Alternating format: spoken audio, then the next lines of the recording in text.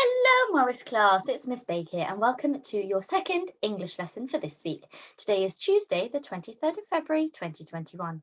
Our learning objective for our English lesson is, can I use new vocabulary in a sentence to show my understanding?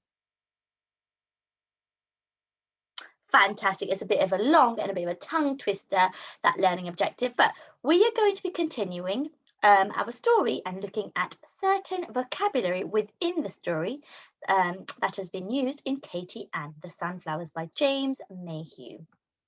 Okay, so you will need, as always, in almost every English lesson, you need super good listening and super good looking. You would also need a whiteboard or white pen or piece of paper, pen or pencil. So if you don't have that already, go and grab it now, and once you come back, we will continue. Okay, in our talk writing lesson, we will be learning a story map. In this lesson, we are going to go through some vocabulary that we will come across or that we will read. Okay, so good listening. Okay, our first word is gallery. Gallery. Fantastic.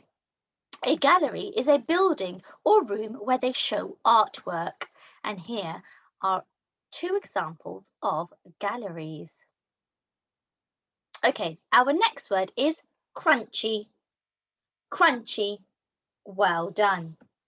Crunchy is an adjective. It's a describing word. It describes the sharp sound when something is bitten into or crushed. Some children like crunchy breakfast cereals in the morning, like Frosties. Can you think of any other cereals that are crunchy? Okay, our next word is spill. Spill.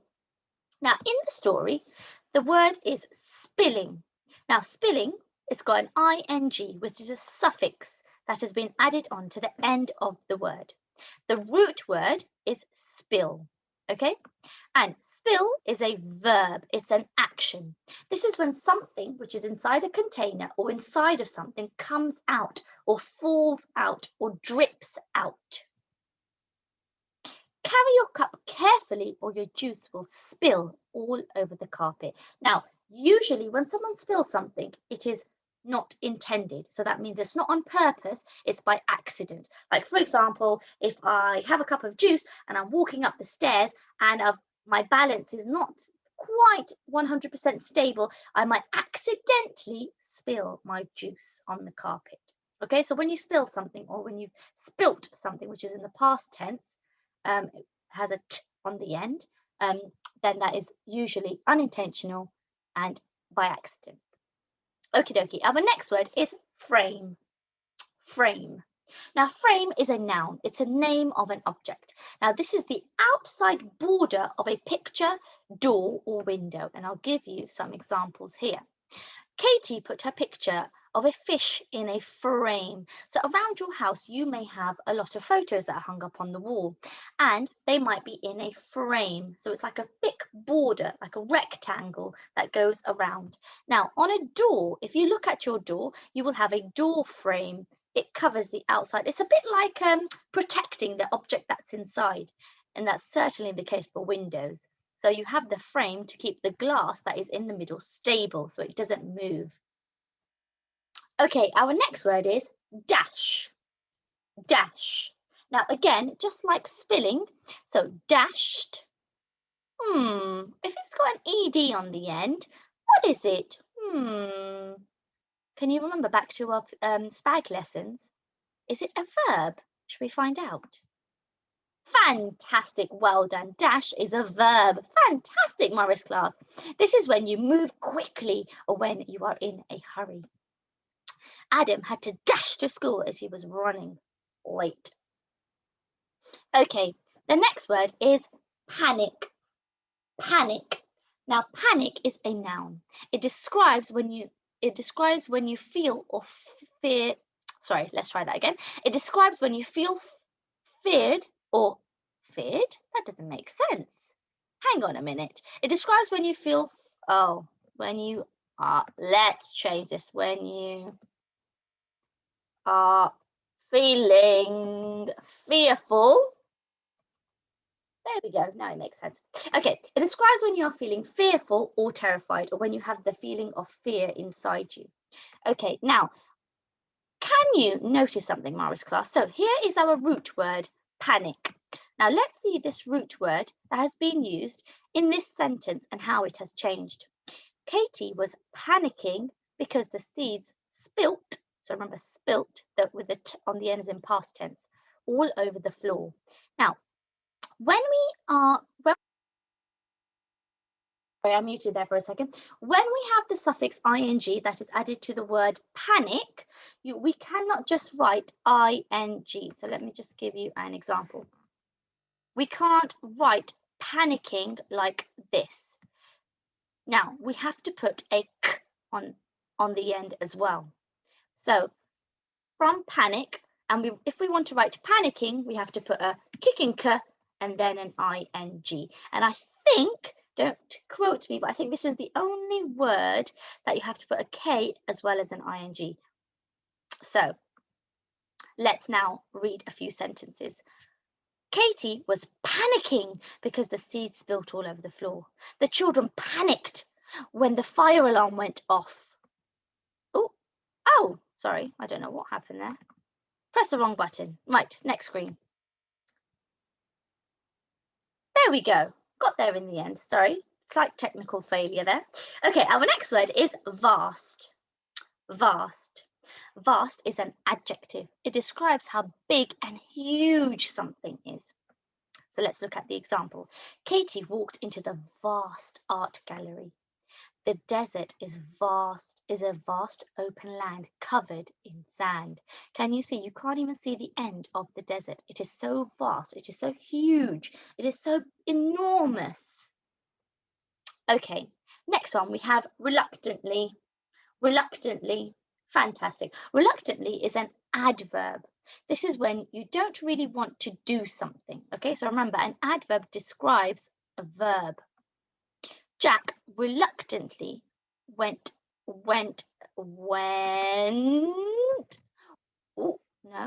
nope. There we go.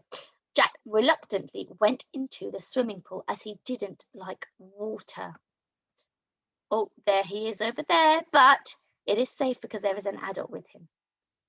Okay, now the next, it's not a word, it's a phrase. Okay, now a phrase is 2 or 3 words that you say together. So seemed to be, seemed to be. Seemed to be is a phrase. This means what it looks like or appears to be. The children seemed to be happy as they were smiling and laughing. Or it could be the children seemed to be sad as they were really quiet and sitting in one place. That's another example. And we have the children smiling, so they seem to be very happy. Okay, we have come to your part of completing our lesson. Challenge 1, children. If you complete challenge 1, then listen up. Your special job is you are going to look at this picture, and here is our lovely dog, Zazu. Now, Zazu, now there are 2 words on the side here. Is it spilled or dashed out of the door? Now, your job is to choose one word in pink or blue and then put it on the line. Complete the sentence with your, and do the same for the second one. And there is a picture here, there is a prompt for you to see if you need a little bit of help. Now, please do remember to put a capital letter, finger space, and full stop and upload on Tapestry. Okay, challenge 2. Your job, you are going to fill in the blank. Katie panicked because, now you are going to complete the sentence. So the words that we have gone through, the vocabulary that we have learnt is panicked. Let me get my pen out. So panicked, we learnt that one with a k. Frame and dash, or that's in the past tense, dashed. Okay, now where it says because, you need to explain why Katie was panicked. She might have been panicked because she saw a clown and she didn't like clowns. She could be panicked because she spilled juice on the floor, or because she missed the bus, or because she accidentally tore her homework. So you need to make up the sentence. The sentence starter has been given to you. Katie panicked because, and then you complete the rest of the sentence. And please do the same for in the picture, hang on a minute, Morris class. There we go. The picture frame was, and then you choose how you would like to end that sentence. Now, it could be the picture frame was hanging from the door. The picture frame was hanging from the ceiling. The picture frame was moving mysteriously. See, mysteriously, I've used an adverb there to describe the action moving. Okay, and the last one, Zazu dashed. It could be Zazu dashed away from the waiter. Zazu dashed away from his owner. Zazu dashed right into the painting. It could be anything. So you choose and then complete the sentences with the appropriate capital letter, finger space, full stop, and then upload onto Tapestry. Okay, and lastly, challenge 3. What you are going to do is, so these are all of the words, apart from obviously seem to be as a phrase. So it's a collection of words.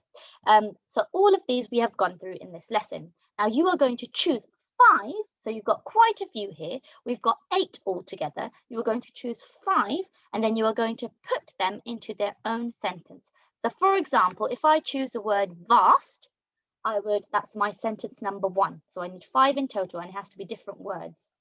So I'm just going to give you a quick example of vast, and also at the bottom here on the red star, it says that I need to use a conjunction. Now, this is what I do not want you to do. So listen carefully. The desert is vast.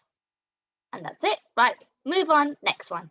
I don't want to see that because that's not really explaining anything. That's just a statement. I want you to explain using the word that is used from this list. Okay.